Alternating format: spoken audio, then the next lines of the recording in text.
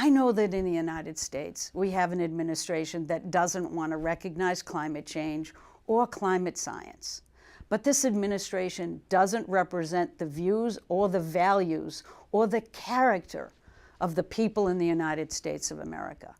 DC's inactions doesn't dictate what we do together in our communities, in our cities, and in our states. Just the opposite. It is igniting action across our country. And that is why your voice in your own community's engagement is so very important. I have 3 children, Dan, Maggie, and Julie. And in my mind, they'll always be babies, but they're not anymore. But I also have a 7-month-old grandson named Dax. He is the face of climate change for me. He will only be 32 years old in 2050, the year when science tells us we must be well on our way to a zero carbon future if we hope to keep carbon pollution to the levels that avoid the most destructive impacts of climate change.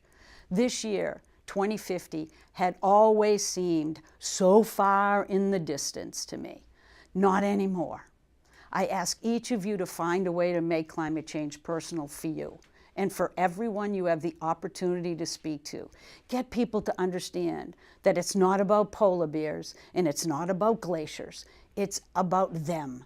It's about their children, their grandchildren, and the future that we hold in our hands for them. If you're a parent, yours is the most precious hands and most precious voice that we can bring to this fight for our health and our children's future, because you will remember the first time you held your child in your arms. It's unforgettable. I myself was amazed that I could be so in love with this tiny person that I had never even met before.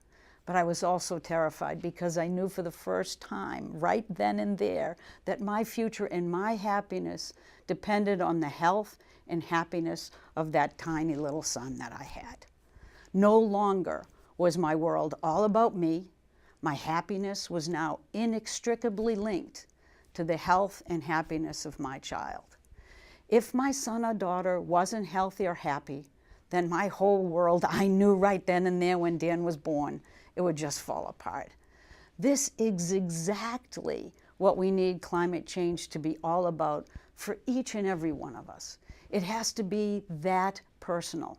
So talk about it at your dinner tables, in your places of worship, in your children's school, in your town, in your city halls, at your work, and in the voting booth. If you do, it will benefit your children and it will help us collectively to meet our responsibility to protect the best and brightest among us, our future, our youth, our kids. They're demanding it, and it's up to us to deliver it. Thank you very much.